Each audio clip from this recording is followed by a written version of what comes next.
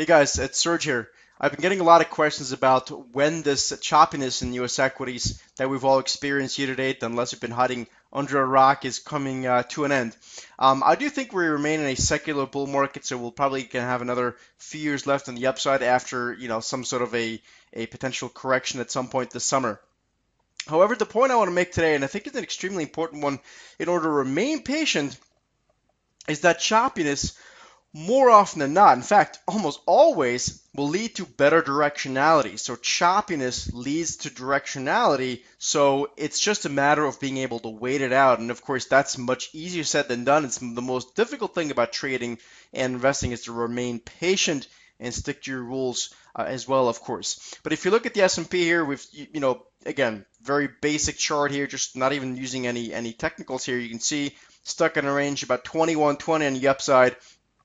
On the downside, depending on how you look at it exactly, but I'd say about 20.50 or so on the downside should be some sort of near-term support. When does this directionality end? I will tell you this: it's very hard to. Once it happens, it'll be very difficult to tell just from the S&P 500 chart, or excuse me, just from any single chart for that matter. We're gonna need to see what is happening in other parts of the market.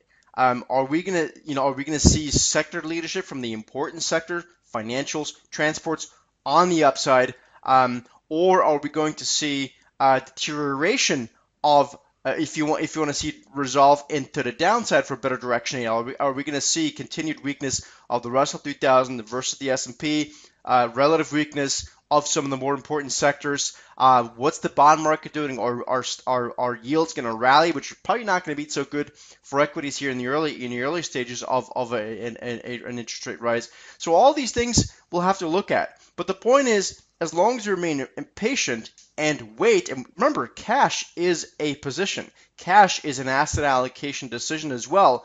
A lot of mutual funds don't like, mutual fund investors don't like to pay mutual funds to put them in cash, but I think being in cash is an extremely valuable decision to make, and a lot of people don't make that decision enough. Doesn't mean you have to stay in cash for a year, but I think, if you sit it out, sort of, collect your mind for a few months even, not a problem at all.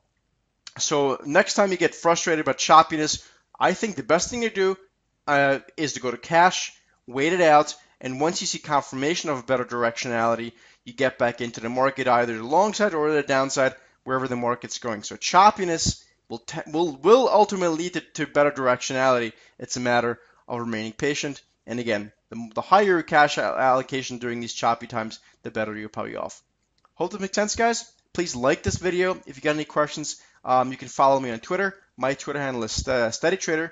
Also go over to thesteadytrader.com and see what we're doing over there. Take care, and I'll see you in the next video.